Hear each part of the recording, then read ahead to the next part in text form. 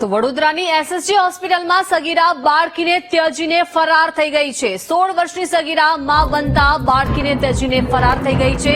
મહત્વનું છે કે નવજાત બાળકીનું હાલ હોસ્પિટલના તબીબો દ્વારા ધ્યાન રાખવામાં આવી રહ્યું છે।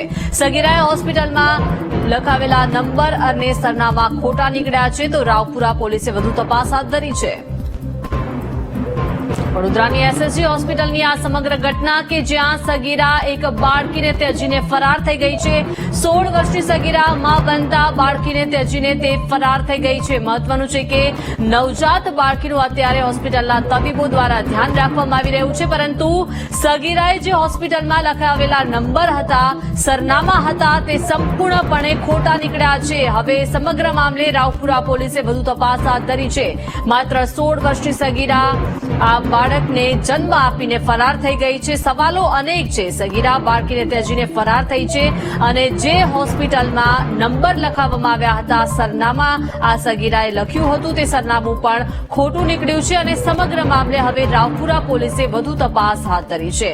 વડોદરાની એસએસજી હોસ્પિટલની આ સમગ્ર ઘટના સામે આવી છે કે જ્યાં એક 16 વર્ષની સગીરા નવજાત બાળકીને ત્યજીને ફરાર થઈ ગઈ છે। બાળકનું જન્મ થઈ ગયો અને જન્મ બાદ આ બાળકને ત્યજીને ફરાર થઈ ગઈ છે। અત્યારે આ નવજાત બાળકીનું હાલ હોસ્પિટલના તમામ તબીબો દ્વારા, સ્ટાફ દ્વારા ધ્યાન રાખવામાં આવી રહ્યું છે।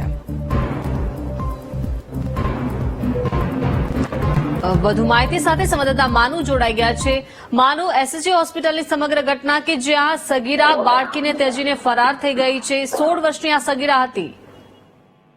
દીપિકા, આજથી 12 દિવસ પહેલા એક સગીરાને પ્રસૂતિ માટે એસએસજી હોસ્પિટલમાં લાવવામાં આવેલી।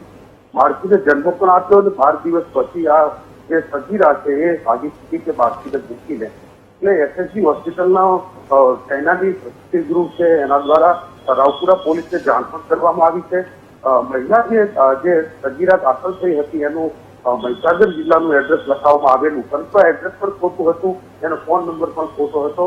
તો આ સગીરાની અત્યારે રાવપુરા પોલીસે શોધખોળ કરી રહી છે।